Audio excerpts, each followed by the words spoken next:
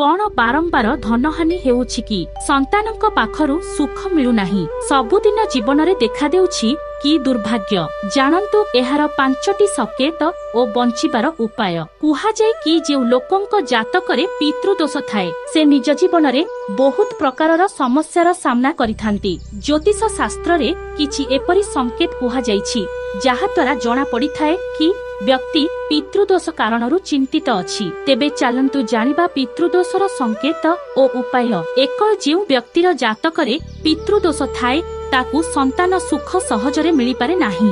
2 पितृ दोष कारणरू घरे धनर अभाव रही थाए कोनोसी ना कोनोसी कारणरू धनहानि होई थाए। 3 परिवार रे विवाह हेबारे बहुत प्रकारर समस्या होई थाए। एही दोष कारणरू किछि लोकंकर विवाह विलंब होई थाए। 4 घर परिवार रे कोनोसी ना कोनोसी कारणरू झगड़ा होई थाए। परिवारर सदस्यंक मध्यरे मनमालिन होई थाए। 5 घरे कोनोसी ना कोनोसी सदस्य सबुबेले रोगाग्रस्त होई थाए। जदि आपण माने एही परि किछि संकेत अनुभव करूछंती तेबे सेही पितृदोष को दूर करिबा पई करि परिबे एही उपाय। एकर जेबे आमे रुटी करिबा तेबे प्रथम रुटीटी गाई पई रखिबा आवश्यक। रुटी रे किछि चीन दही ओ गोटिए तुलसी पत्र रखी गाई को खाइबा को दियंतु।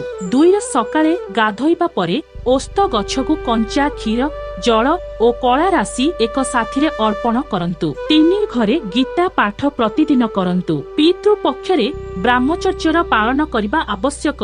4 अमावास्या रे काऊ को खाइबा को देबा पई घरर छात उपरे भोजन को छोट छोट खंड करी खेलाई रखंतु। एथिरु पितृ देवता प्रसन्न होइथांती। 5 जदि घरे कोनोसी व्यक्तिंकर अकाल मृत्यु होइथाए तेबे सेथि पई पितृ पक्षर अमावास्या रे तंबार बासन कपड़ा ओ भोजन दान करिबा आवश्यक। बसरे पितृ पुरुषंक कारणरू जदि किछि कष्ट उत्पन्न हेउथाए तेबे ताहाकू पितृ दोष कुहा जाए। एहा द्वारा धनर अभाव देखा दिए। जदि एपरि अनुभव हेउथाए किछि अदृश्य शक्ति आपणंकु हैरान करूछि तेबे पितृ दोष संभावना रहिथाए। एहा दाम्पत्य ओ आध्यात्मिक जीवन रे प्रभाव पकाई थाए। पितृ दोष पई विवाह विलंब घरे झगड़ा अशांति बारंबार रोगाग्रस्त संतान न हेबा समस्या देखा दिए। प्रत्येक दिन सकाळे ओ संध्यारे घरे कर्पूर जलाइबा द्वारा मंगलकारी ओ पितृ दोष कम होइथाए। अमावास्या ओ पूर्णिमा रे गुड़